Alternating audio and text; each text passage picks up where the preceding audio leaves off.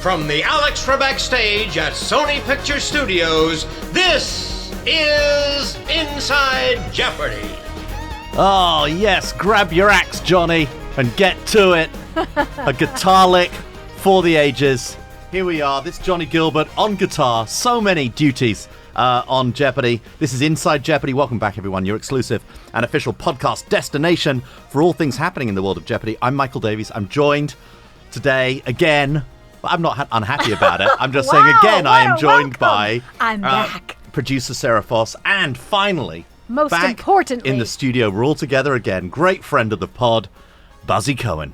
Friend of the pod. Interesting to hear you say that, because I don't know if you listened a few weeks back, but I mentioned our unspoken feud. Oh, ours or yes, yours and mine. We have a feud? Well, you didn't appear on the pod with me for a number of weeks.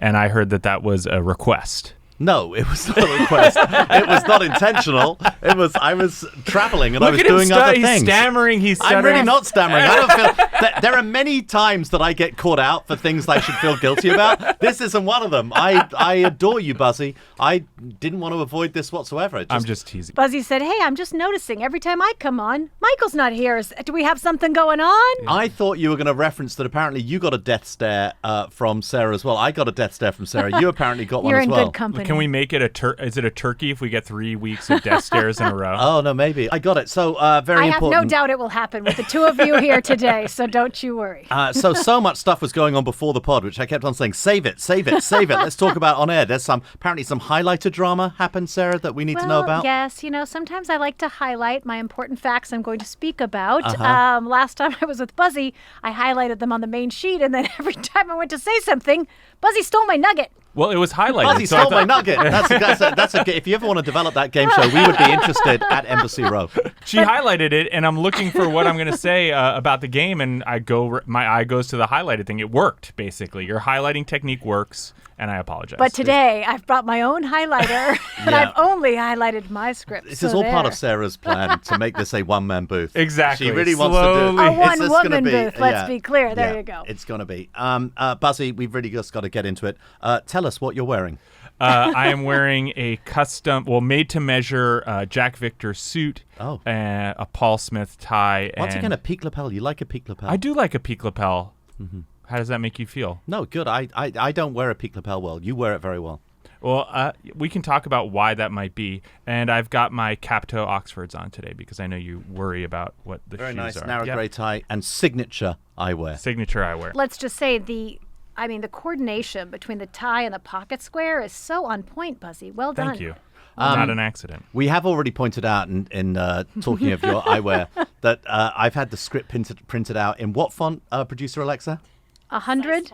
Size 20 font. I think it's 100. We're in 20 font. It's very large. We yes, have about 5 7 words per words. page. I was going to say 7. You'll hear a lot of papers ruffling today. Producer Anna Marie very excitedly told me, "Look, we've put the box scores up on a screen, and of course they are on a screen. They're on a very big screen, but I can't read them whatsoever. But we'll get to the box scores. I'll read them to you. Michael and I are both going to bring our glasses next time. Yeah. Okay. We'll be Good prepared. thing I'm here as the Jeopardy youth correspondent at the young age of 37.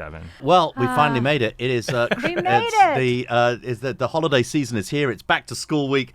Today's podcast is the official Season 39 debut episode. We're going to be covering the first full week of games, and we really do have a lot to talk about throughout the rest of the season. Each Monday, we will be recapping the previous week's games, so make sure you watch each episode before listening and check out our daily highlights and box scores. Now, as we mentioned during last week's episode, we kicked off Season 39 with our returning champ, Luigi de Guzman. I spent some time yesterday with producer Carlos talking about how we could get into the archives and into our data and figure out how many Luigis have ever played the show, where this Luigi ranks versus other Luigis who played the show. He's working on it. He's apparently going to speak to the people at J Archive. But Luigi spent the entire summer as Jeopardy champion. Incredible. And I can't imagine what it must have been like to spend those weeks knowing you were the champion. What do? Do you train it harder? Do you sip? Do you relax? It's a real Roger Bannister question here. And you are champion for longer than most super champions or even super champions, because it's months that you are reigning. And you are one of the few people who you're out in the world and your run has not ended. Yeah. And people know that you are a Jeopardy champion. I like it. The great thing is Luigi said he was received warmly by Jeopardy fans, throughout the summer, which was great. And I have to say, one interesting experience he had that I don't think any other champion really did is that he ended the season without an audience and came back with an audience, with these, roaring applause. Suddenly he has fans. So for the first time ever, guys, we're talking about it, but let's get into the games. Yeah, he did change his Twitter handle to Jeopardy Champion Luigi. I did one notice should. that. I did notice that. Yeah, Monday. What a great show. Luigi just destroyed the competition in this show. I love Luigi. He is an incredible player, and he's going to be an incredible player because when your name is Luigi and you choose to have a mustache, you got to be able to back that up. Yeah, in this absolutely right. game, he absolutely does. Yeah. Although ending the Jeopardy round, everyone was performing well. We didn't have a single incorrect response in that entire round, so that's always a sign of good competitors, good play. Yeah, Producer Carlos, how many of the Luigis who've played on Jeopardy have had mustaches? That's a very important thing for Jeopardata. Real quick, I have to say that he had the second highest score in a season premiere ever with $42,400, second only behind Matamodio from season 38 with $67,800. So those are some huge champion stats, big numbers, a big first win for Luigi in season 39. Yeah, I'm trying to look up at the box score. 34 correct answers in that game, only 2 incorrect. That's a pretty fine performance. Yeah, what are you guys putting in that green room coffee now? 38-39. You're really coming in hot these days. And that audience, it was so great to feel that energy on that first show. Ken admitted he came out, he flubbed his open because he was so taken back by having an audience. He really didn't know what to do with it. And then Luigi made a comment about, what was that like for you? And Ken said, the last time I had an audience, I was in your position. I was a contestant. So interesting to put that into perspective of how much things have changed. And I got to say, as a fan of the show and a fan of Ken and a friend of Ken, it was so great to finally hear Ken introduced as the host of Jeopardy. That gave me chills. Yeah, and certainly that audience response, as Sarah said, was pretty overwhelming for him. You know what? You mentioned the thing earlier, and I know it was a throwaway buzzy comment about what are you putting in the coffee at season 38, season 39. But I do get asked this a lot, and this point is made to be a lot. I'm not sure if I've run this theory by you, because this is my new theory about what's going on, is that, simultaneously, we have increasingly an audience and a contestant pool who get their information and get their knowledge from so many different sources, so they don't know all of the same thing. So they have a very distinct forms of knowledge and obviously more specialized forms of knowledge. And at the same time, our material is getting broader and broader and broader, and our writers, Billy, supervised by Billy and Michelle, are doing such an incredible job broadening the material that we ask. So my theory is that the people who are good at Jeopardy, there is a delta, there is a ratio, they're even better than everybody else who's come before because of the thinning out of content knowledge with the explosion of the internet, and also with the way that we've broadened what we're asking on the material. I have a different theory. Okay, go. My theory is that we are in this transition moment where people know that Jeopardy is something you can prepare for, and there are so many more resources out there in terms of J-Archive. Like, I didn't know about J-Archive before I was on the show, but now I know a lot of people who are getting ready to be on the show go onto the internet and say, hey, how do I get ready? And other contestants start telling them. And so you're hitting this inflection point where it goes from people who were like me, who liked watching the show on the couch and knew a lot of stuff and could play, to more people saying, oh, I can study up a little bit. I can learn how to wager. I can, practice in this way or that. James Holzhauer hosted a game show boot camp in Vegas a few weeks back. I think people are thinking about the show in a different way. You say Jeopardy is a sport. There was a period where tennis was something that people played, at their lawn club, and then people started training for tennis, and those people would go to tournaments and beat the whatever at everyone. Well, yeah, you've got your exceptional athletes. But see, your theory, which I do buy and I do think is correct, but that would explain, or that would lead you to believe that everybody, the entire pool, would be getting better at playing Jeopardy. No, what I'm suggesting is that there's a subset of people who are preparing in this way. Super preparers. Yes. Yeah. Who go on to perhaps become super champions. Yeah, and we're at this point where you go to a tennis tournament and there's 3 guys who are training 4 days a week, and everyone else is playing Saturday and Sunday with their friends. So we've got pro players playing and we've got amateur players playing. I think that explains some of the runs of 38. Yeah. We'll see what happens in 39. Sticking with my theory, game show gods smiling on us. It could be. They're Well, smiling. all these things can be true. It doesn't have to be one or the No, other. It yeah. could be a pie chart of things that are contributing to it. Okay. Yes. Show 2 of the season, Tuesday, 9:13. Luigi playing against April Marquette. She's a digital production artist from Oakland. And Justin Tarbox, a software engineer from Hoover, Alabama. This show had a pretty exciting category for you, Michael. The Good Morning Football team actually doing the NFL opening weekend category. This is another show that I produce in New York, Buzzy. Carl Brandt, Peter Schrager, Jamie Erdahl. Jason came in with a category. I think it was literally his first day on the show, and he came in It with was. a category. Yes, he did a Will clue. Selver, our news guy, they all got together, and they're huge Jeopardy fans. They're so excited about it. I'm just delighted they got to feature. And thankfully, this category played much better than Talkin' Football Oh, yeah. back in 2018, when everyone talked about how our contestants kind of fumbled that category, getting 0 correct. But not on this day. It played great. And this is one of those Final Jeopardy wagering moments that will go down in history. April coming into final in the lead. Yeah. And you could say miswagered. I think we should talk about the wagering technique, the wagering strategy here. Got it correct, but did not bet enough to cover Luigi's correct answer. One thing I can tell you is that she spent almost the entire 5 minutes thinking about this wager. She's gone on to talk about it on Reddit and all that was going through her mind. And none of us, well, except for you, Buzzy, can understand what that pressure is like trying to do the right wager in a moment when so much is at stake. As celebrities, certainly, for just the experience of shooting Celebrity Jeopardy this past weekend, they certainly struggled with daily double wagering and Final Jeopardy wagering. It is very hard, but you can, once again, there are resources available to study up and learn. Yeah, there's Keith Williams has the final wager. When Billy was here, he said the number one thing you can do besides, watching the show is do a little wager studying. And there are worlds in which first place, depending on the category, might want to wager to cover. My personal philosophy in wagering final is assume you're going to get it right. You got to play like you're going to get it right. Yeah. You Bet gotta on play yourself.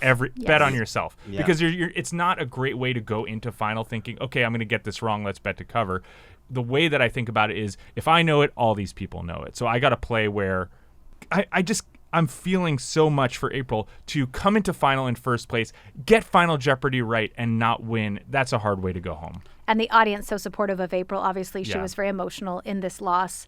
I have to think, though, with a performance like that, if Second Chance comes back, Michael, she's got to be in the running. Oh, well, yeah, we're already looking at people for second chances Yes. next time. We haven't even done it this time. I did love this final, we should say. The British royal family, Philip's titles, including Baron Greenwich and the Duke of Edinburgh, but not Prince Consort, last used by this royal, the answer being Prince Albert. But it included both the town of my birth, Greenwich, London Borough of Greenwich in London, and Edinburgh, my alma mater, my university. I had nothing to do with it whatsoever. I just thanked No, Billy but you and were Michelle thrilled later. when it came up. Yeah, I was. Show 3 of the season, Wednesday show, 9:14. Luigi back again playing Winston Lee and Harriet Wagner. Yeah, we had one of these interesting rule moments that I want to address because Luigi did respond initially in the Jeopardy round with who is constant to one of the clues, but Ken did not hear him. So Ken asked Luigi, can you repeat that? When Luigi repeated it, he did change his answer to constable, and we made the ruling that he was correct. It is in the rules that until the host rules you incorrect, you can change your response. And just by Ken saying, can you repeat that? He genuinely didn't hear him. So it was up to Luigi whether he wanted to keep the same response or change it. But that's why you will see that moment in the game play out. And that's why it happened. This happened like 2 weeks ago, and I've already forgotten that happened. But, I know. But Jeopardy airtime, Jeopardy production time. Yeah. It's all crazy. Another thing that's important when you're on the show is really listening to the host because it's easy to get flummoxed. And sometimes when they're asking you to repeat yourself, you do what Luigi did and you change your response to the wrong one. Exactly. So yeah. that coin toss worked in Luigi's favor. Yeah. It can go both ways. When we headed into Double Jeopardy, we had a tie between two of our contestants, and people have been asking recently, when it's tied going into Double Jeopardy, who gets to select first? Because normally it's the person who's, in third place. It is the contestant who gave the last correct response. So just want to fill in that inside Jeopardy knowledge. I'm working on changing that rule to whoever is my favorite. The best part was at the end of the game, Luigi said to Ken, it's kind of fun being the little guy in your TV. He grew up watching Jeopardy all these years, and now he's the guy on the TV that people are watching and watching him succeed. And it's so rare to have seen yourself on the show already when you're go back and tape. So that's a pretty cool, unique experience. Didn't end up changing the game, but it was certainly one of those hard moments for us. Harriet responded with Angela Le Guin.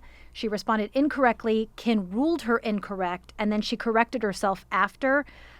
This is one of those things we had to go back and check the timing. It was so close by the frame that you actually checked time of day. Oh yeah, we went frame by frame We by went frame. frame by frame. Went against time of day code and all these things, listening in audio, slowing it down, speeding it up, and trying to figure out. make sure if he had started saying no before she corrected herself. It was so close. I think we decided it was about 10 frames. But I just want everyone to know we take time when these things happen, and we make sure that we make the best call possible.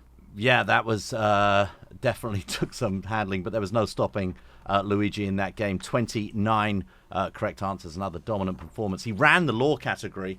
I'm not sure if you heard, Buzzy, but I did mention on last week's podcast that I've been thinking about trying out, perhaps in one of our other tournament weeks this season, experimenting with the idea of giving a cash bonus for contestants who run a category. It's a moment in the studio. It's a great thing. I don't know what you think about that. Well, whether or not I listened to it, Twitter exploded with the pros and cons, which we can discuss what people are saying. But you know what, Michael? You got to do you. You got to run your game. We got to. No, he was really genuinely asking for people's input. No, I want feedback. Well, and people, I think people like the idea of a bonus. I think people, the sense I get is this a bonus that's going to affect your game score total? No, it's that's just the a thing. separate bonus. Separate bonus. I think that Going home with a that's, little extra prize from Jeopardy. Yeah. With or without a win. Yeah, I think that the fandom would love that because it really doesn't affect the gameplay. It's just a little kicker. It might actually be a prize. One thing that we've noticed in dealing with the old episodes and speaking to former contestants is they used to win certain prizes on the show. What were some of the things that people won, Sarah? Oh gosh, the other day they were talking about how someone got tomato canned soup. They got juicy juice concentrate. Yeah. Okay. Maybe cash. Maybe yeah, we'll do cash. I don't know. Maybe we can get one of those Dalmatian dogs from Wheel of Fortune. I'd like to take one of those home. That'd just be a good. car. Yeah. That used to be the 5-day you get sent home with a car. That used to be. But now you can go on for more than 5, and you can buy yourself many cars if you go on a super run. One suggestion that someone said was they suggested you have to start at the top and follow through, that you couldn't go bottom to top. You can't jump around. You can't exactly. You can't go daily but double not just searching. jumping around, starting at the top and moving to the bottom, which is a different strategy because obviously a lot of our players are going for those bigger numbers. So counting on yourself enough that you're like, I'm just going to start at the top and run this thing, or do you just search out those daily doubles at the lower values? It's going to affect gameplay strategy, and I don't know if that's something that you're interested in doing. Right? Because, there are people who are coming in Holtzhauerian. Yes. If there's a cash bonus involved, they might say, hey, I know I'm good enough. I'm going to forget the Holtzhauerian thing, and I'm going to go top to bottom. I'm going And you're going to Schneider-esque. get a different kind of Schneider-esque. Or You're gonna- Amodiodian. No, I can't ever say and that it might. one. I've also thought it might also give incentive to people who are trailing against a really big player to try and go into a category and get something out of the game beyond their second or third place, prize. Get that consolation prize. Maybe they get something really silly. Like they get to dunk tank Ken. Oh, maybe they get an an autographed picture of Ken Jennings signed by Buzzy Cohen. That is the prize for the Deathly Double Challenge. Right, I don't know that's if you the heard Halloween about this. challenge. The Did you hear about Halloween this, costume. Michael? No, let's save that for another episode. We'll do it. Okay, let's get into show 4. Anna Marie was giving me the look right then. Let's get into show 4, Thursday show. This is difficult. He's won what by this point? He's won four games. 4 games. He going wants into that Thursday. spot. He wants that spot in the Tournament of Champions Absolutely locked significant. up. Yeah, and the 5th game is the one where you really say, I'm doing something here. Yeah. And the Thursday slot, the post-lunch slot can be Brutal. I want to know what Luigi had for lunch. Do we have that data, Carlos? Yeah. All I know is James Holtzhauer used to have 2 pieces of pizza Oh, my God. and a Coke. And I was like, this is what you eat for lunch, and you come back and you play like that. So, there's no one Was it meal a Diet for a champion. Coke or a full... It was a Diet think it was a Coke, diet- I he's a think. Diet Yeah, he's soda a Diet guy. Coke. He makes up for the pizza with a Diet Coke. Yeah, they balance in each this other game, though, in Double Jeopardy, I loved Luigi got the last daily double, the last clue of the game. He bet 6,000. He's like, hey, what have I got to lose? And you could see his face because the correct response was Jamestown in Virginia, his home state. And you could just see he's like, I'm going to the TOC right in that moment. And a triple stumper in final, which always rough. This was one of those things where if you could connect the dots you got it. But even watching at home was thinking, okay, obviously this is a Scottish connection, and how many leaps can I make to a Scotch-named school? I regard myself as as an expert on university mascots and also on anything related to Scotland, but I did not know the answer to this. Yeah, I think I got stuck on Bryn Mawr or something like that and couldn't move on. We head into Friday. We are introduced to Emmett Stanton, and Ken jokes after a really strong first Jeopardy round from Emmett. Has Luigi met his nemesis, his Waluigi, if you will? Yeah, that was so good. Luigi did come back strong in Double Jeopardy with 16 correct responses. And at the end of Double Jeopardy, very close, 18,000 for Luigi, 15,800 for Emmett. Anything could happen in final. You know, in talking with him, he just wasn't super confident about Disney songs. It ended up being, from Aladdin, and he's like, that was in my zone, but he didn't know if it was going to be a more recent, Right. Maybe it was going to be a little Encanto or something he wasn't as familiar with. So he felt like it was a smart wager. In the end, he knew the correct response. He could have become a 6-day champion, but we end the week with Emmett as our new 1-day champion. Big total. Congratulations to Emmett. Congratulations to that V-neck sweater. Well, we were sad to see Luigi's run come to an end, but we know we're going to see him back in the TOC, so that's exciting. Yeah, with his perfect Spanish pronunciations, he has so many languages. He did a perfect Michael Caine at some point during the week. Oh, my God. Yeah, he's This guy's got it incredible. all. He's got it all. I had the chance to catch up with him right after his loss in that 6th game. He, mentioned what a great experience it was and that he was sad to see it come to an end, but really excited to have begun our season as a Jeopardy champion. Let's take a listen to that interview. Luigi de Guzman, 5-day Jeopardy champion. How does that sound? It's pretty unreal, honestly. It gets less and less real the more you do it. Well, you probably had, one of the longest amounts of time to just let being a Jeopardy champion soak in. You had all of our summer hiatus, so you had a little more time to process that. What was that like, spending the summer as a champion? It's kind of cool, people get in touch and you get a lot of love and support from people that you hadn't thought were watching. It's really kind of overwhelming to see that people are so encouraging over, everywhere. It's kind of cool. The Jeopardy community is a nice community. Is that your experience so far? Absolutely. The coolest part about coming here is getting to hang out with all of the other people that get on the show and all the folks who make this show run. That's absolutely the coolest thing. If you're at all, I want to tell people, if you're at all curious, take the online test. It's the most fun that you'll have. Because look what could happen. You could end up with over $140,000. How does that number sound, Luigi? Like I said, it's not real. I think Ken mentioned it. After a certain level, the numbers don't seem real. It's like a video game. So what's it like for you knowing this Tournament of Champions? You just get to sit back, watch, and enjoy it, but you're going to be playing in the 2023 Tournament of Champions. I'm not going to lie, I'm a little relieved. Season 38 has some really great champions on some really awesome runs, and I watched them all. And I guess I'm sad that I missed them, but I'm also kind of not sad that I miss them, if you know what I mean? What will you do to prepare in the next year? Oof, I don't know, honestly.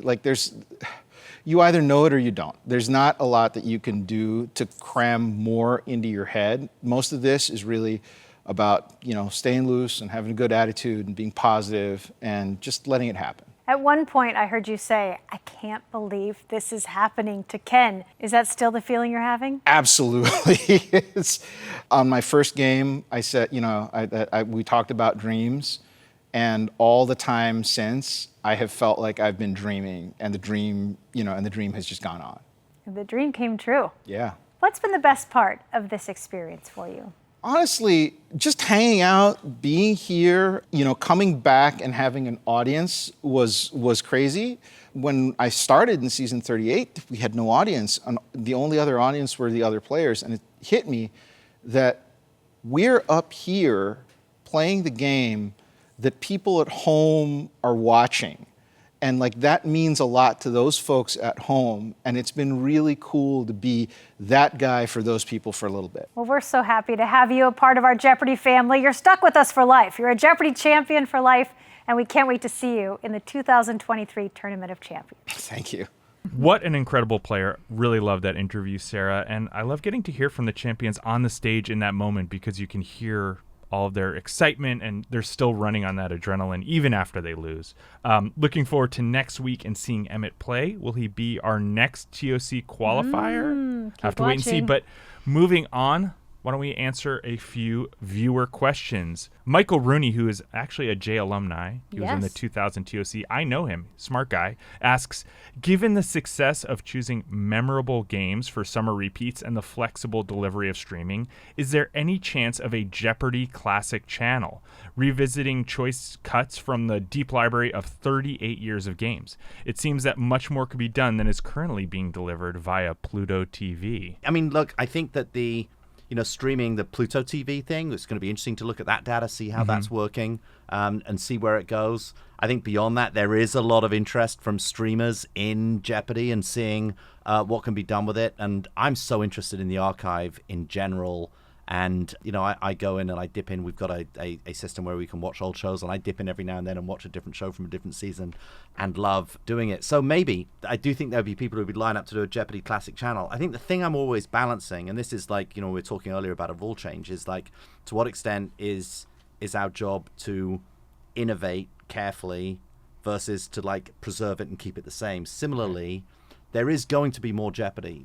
I've spoken, I want to bring back Sports Jeopardy. I want to look into doing Pop Culture Jeopardy. We're already doing Celebrity Jeopardy. There's the JNCC, and Jeopardy Masters live in prime time is my great unrealized dream for this franchise. I got a death stare.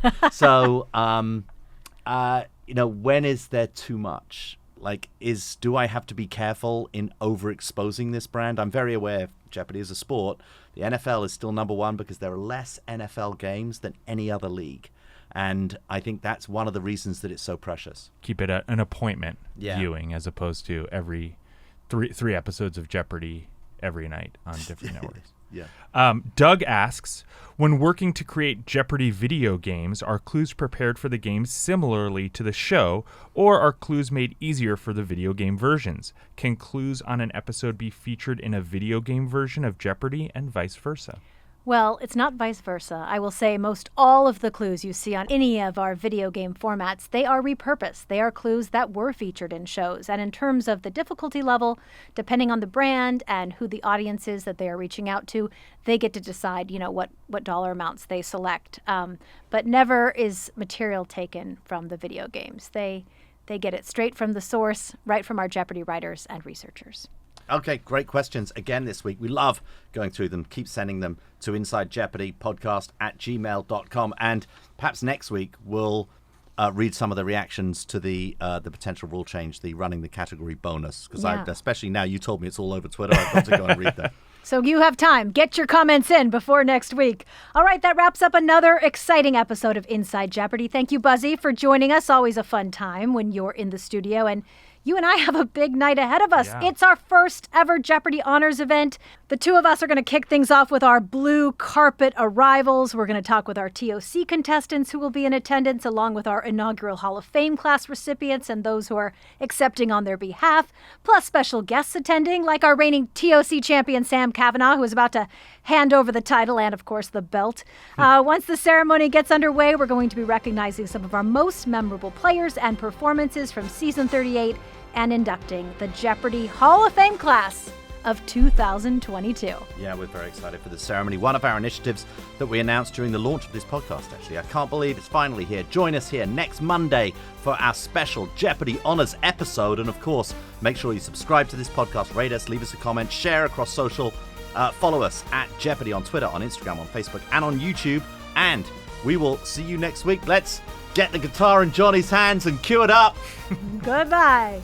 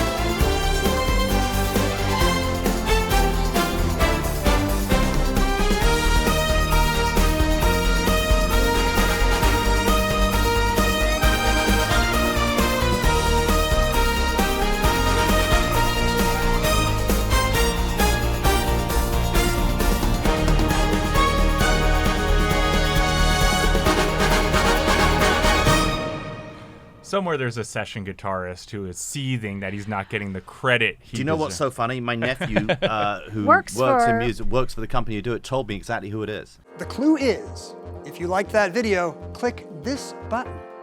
What is the subscribe button?